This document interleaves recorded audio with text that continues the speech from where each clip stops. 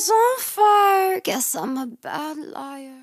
Hey everyone, it's Chris here to talk about One of Us Lying by Karen M. McManus. So my initial draws to this book was the Breakfast Club feel of the description. I read the description way back when and immediately went on my wants to read list for this year and my most anticipated reads for this year because it reminded me of the Breakfast Club.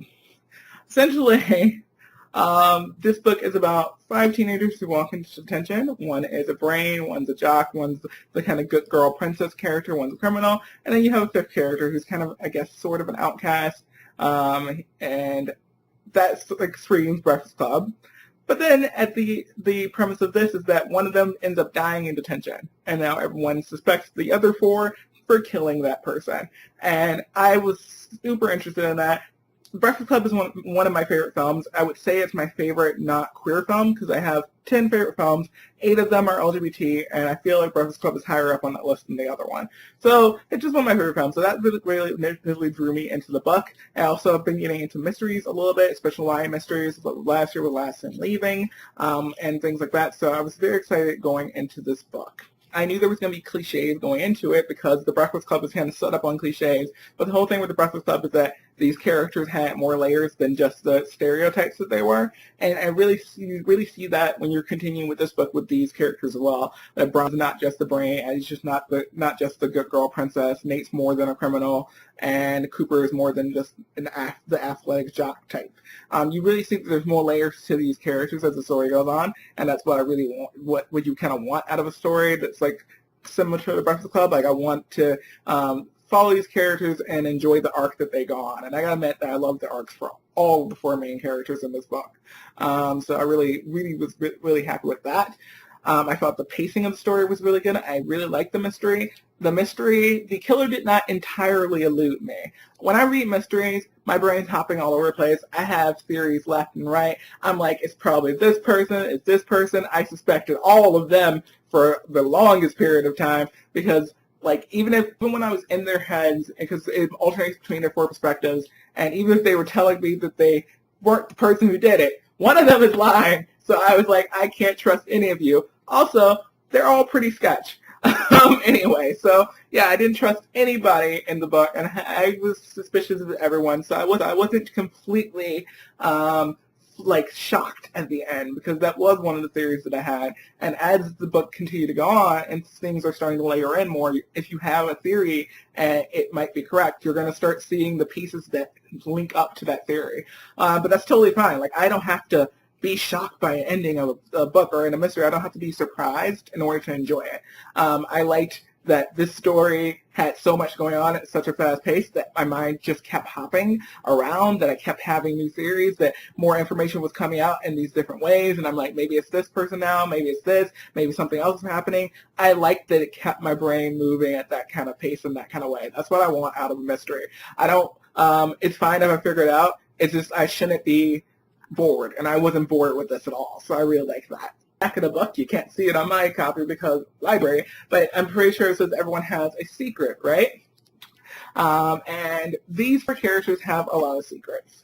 And that's why they are sketch, and that's why I was suspecting them throughout the whole thing. Essentially, the character who dies in detention, Simon, he's kind of an outcast, but he's also the person who runs a gossip website called About That. So he posts these posts about all the people in school, and it's gossip, but it's always true. They don't know how he finds out this information about the people, but he is never wrong, and he posts it on the site, and he has ruined some people's lives with some of the information that he has posted in the past.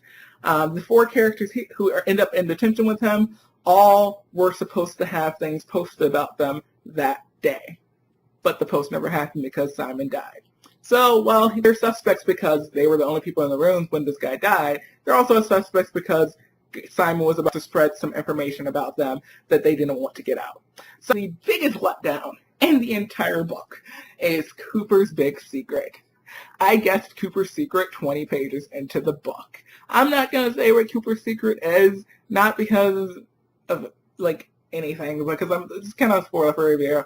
I'm not going to say what his big secret is, but I could literally tell 20 or 30 pages into the book. I knew. And I was just like, I looked at my boyfriend and said, hey, I feel like this is what's going to be the Jock character secret. And Aaron looked at me and was just like, okay, babe, what's the problem? It's just like, I'm sitting there like, it's not going to get revealed. I feel like it's not going to get revealed until way later in the book. And I feel like it's going to be supposed to be some big turn. And it's not going to be for me because I know it. And you know when that secret gets revealed? At the end of the second part. It is literally the turn into the third part. And I was just like, this was not a surprise to me. Was this supposed to be a surprise to me? Because it wasn't. It was the only letdown in the book. Now, what the secret is, was great for the story. It worked for the character. I think Cooper's character had a very interesting arc. That I was just very I just wished it was something else. I wanted to be just a little bit surprised, but I wasn't. But I still really like Cooper's character. I feel like Cooper had a very good arc in the story. I feel like he's one of the more interesting of the four characters, to be honest. I feel like with Nate, the criminal character, I feel like, yeah, he was a bit more cliche than the other ones, and I feel like his arc wasn't nearly as exciting for me to follow. But I kind of just wish we had a few more words from Nate in a very specific chapter. I feel like I wanted to know what was going on in his head more in a couple of chapters near the end of the book, and then I would have been like, okay, that like I would have probably felt better about it. I think we just kind of got a little bit less of Nate than I needed for me to be really, really behind Nate as a character. Addie started off as a character that I just did not like. She frustrated me. I thought she was kind of a little bit of a doormat. Yeah, I felt like she was a little bit of a doormat. She's the good girl character. And I gotta admit, she changes the most from the beginning of the book, from what I see of her in the beginning of the book to what is at the end of the book. She changes the most, and I gotta say, she's one of my favorite characters. I absolutely love the story, like the arc of what she goes on. Her character arc in this book is fantastic, and it had me rooting for her by the end of this book. And there's a clear section of the book, like probably 50 or 60 pages in, where I'm like, if she's the killer, I'd be okay with it. You know, like, if any of them are killer, I'd be okay with it, but like, I feel a little bad if it was like Bronwyn, because I was like, I related to Bronwyn with some things, to be honest. And like, I feel bad if she was the killer, because she's gonna have to go to jail, but like, that's how I felt like 100 pages in. But with Addie, it was like, I sympathize with her to some extent about some things, but if she killed Simon, I'd be okay with that.